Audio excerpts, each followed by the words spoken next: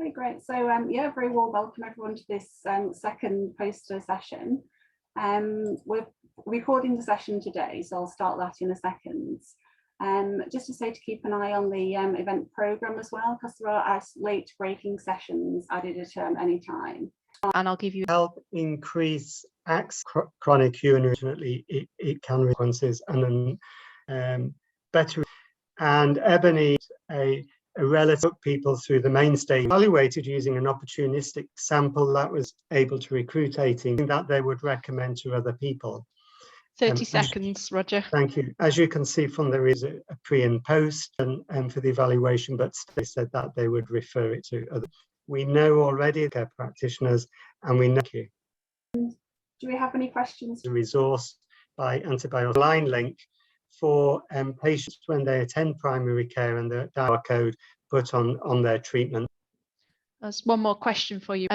This is particularly a problem in the elderly. The NHS and to be included in guidelines by NICE, but the next steps would be to do a more rigorous evaluation of it. Brilliant, thanks very much. Any more questions for Roger? No more questions, but thanks to Deb Kumar for that question. Thank you. I've got to say who asked the question then, sorry. Thanks very much, Roger, for that. It's okay, so we'll move on to the next presentation.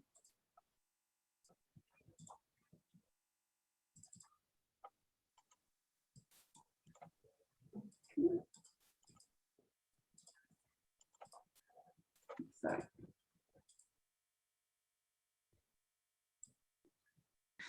And we really appreciate the opportunity to speak here today. Thank you. Common sexually transmitted disease. Realise that the vaccination programme. Anal carcinomas, pain and loss of bowel control.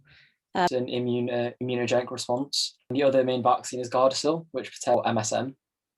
So the theme of negates to protect the population from HPV. From Alec. There was a pilot introduced in 2019, 100% sure.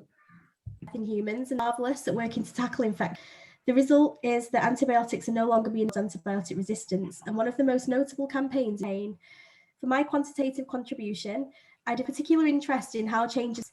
The survey only closed last for such campaigns, and interestingly, despite there being and many more have pledged through having their own interest in stewardship. And antibiotic guardians, and it's been a pleasure to gain and conducive to tackling AMR like events and 30 seconds to go. There was also quite a lot of frustration amongst finally there's this idea of shifts in attitude as a result of the pandemic has pushed them to really evaluate. Thank you. That's great. How is best to communicate with them with the camera, and they kind of forget about it.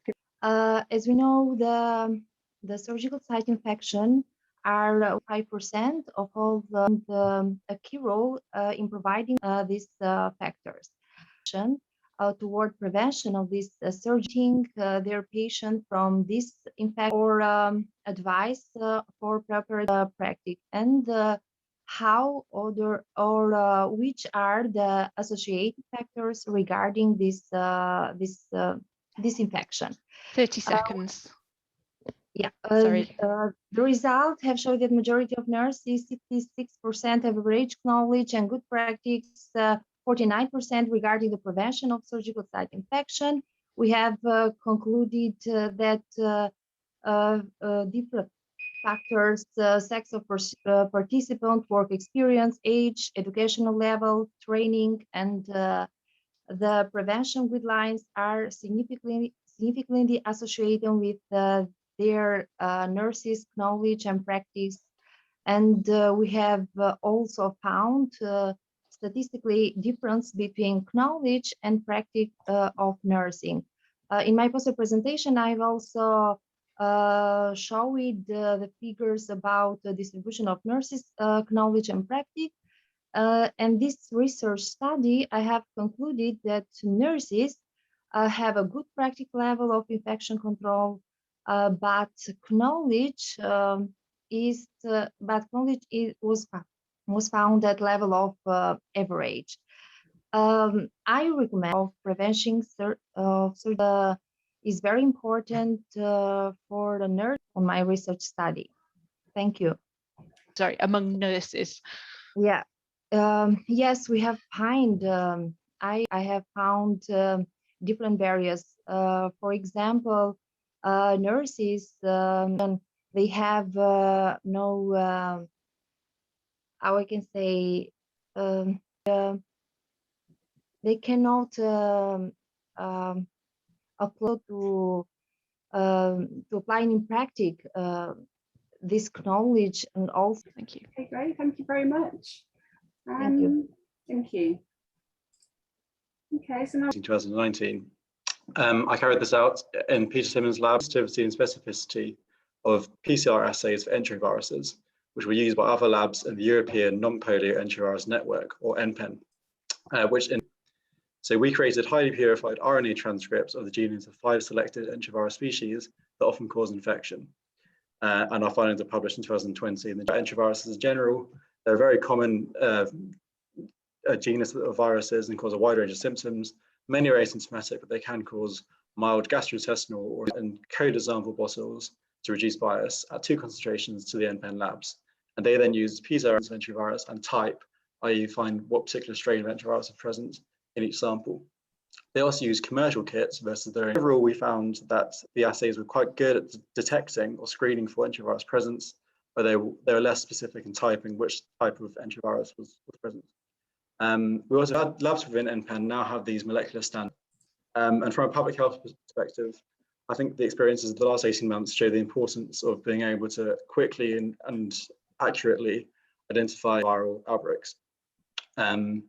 So this will allow improved PCR assays. This will allow in future improved PCR screening and typing across Europe, and will therefore allow Europe to monitor and identify emerging outbreaks of viruses such as EVD68 and 71. So thank you very much for your time, and I'll be happy to take any questions. Thank you, Alex, for another very interesting presentation. I can't see noted. How will you disseminate your findings? Absolutely. So the findings are kind of relatively well known within NPEN, with the labs that are kind of technical in nature.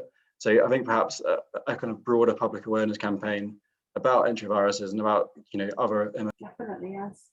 Brilliant. That's great. Thank you very much. Thank you. Thank you. Okay, so now I'd like to introduce Emil Nagubo from. Hi. Hi. Hi. Semir Ngabo from Oasis here. Though the 30 days of antibiotic stewardship in Rwanda, the top 10 global health threats, and as well as economic threat by the debate competition that aimed at raising awareness of antimicrobial resistance. The population was requested to do the course on antibiotics, which is called antibiotics and each competitor has a tweet on which they tweet with their certificates and continue mobilizing the other population to 100 certificates from the mobilized community. This competition was of 30 days, and it included different activities followed by the World Antimicrobial Awareness Week, which we partnered with. The winner of the competition was a fourth-year medical student who mobilized 100. This approach is highly recommended. Again, it is for the organization. Thank you very much. That was my presentation. I'd like to receive questions. Antibiotics are new, and it's great to see how it's been used in other places and really creatively with the Twitter campaign. Sorry, can you please come again? Sorry, what are the next steps in terms of how the research will be disseminated? In Rwanda, and we also plan to internships. Great, thank you very much. Thank you. So hello everyone, my name is Teo Welch from the Holyoke Medical School, and with my superphys research as part of my degree. So as I'm sure we're all aware, HIV progresses to people on why patients may not be initiating ART. Some of the region with a HIV diagnosis are not on ART. So this was a retrospective case, Castle Hill Hospital's electronic health record to identify the individuals in the Humber region who had not initiated art. And then I went through all their case notes, and their reasons for not initiating art was analysed qualitatively. Other chronic conditions, patient readiness to initiate art seems to be related to internalised health and treatment beliefs. For example, one patient stated that not taking art allows me to forget my HIV diagnosis, as I'm afraid of stigmatization. In 2019, on art, this is something that could be explored further. So in conclusion, I believe that I'm resistant to receiving art. Now, because of the changing guidelines, more individuals are initiating art before ever having experienced signs and symptoms. Therefore, the public health risks multidisciplinary team approach. Future in-depth qualitative interviews could explore this further and assessing their actual reasons why they are not receiving antiretroviral therapy. Thank you very much for listening. Please feel free to ask any questions. Approval, I could do more in-depth qualitative interviews. Obviously, this data is completely from their KD size, as obviously it's a very small sample size. 4 patients were not receiving antiretroviral. Have more data which could be analysed, which of course would be better as well. Thank you. We've just got a couple more questions in the chat as well. Somebody's asked, is the prevalence based on tested people? Obviously, the prevalence is always will be slightly higher. So obviously, the United Nations, 90% of those patients who have HIV have been tested as positive. So it's likely that statistic is those that have been tested positive. Yeah. Thank you. Another question in the chat is, you mentioned the term sort of patient-centered approach. What did that mean in terms of this project?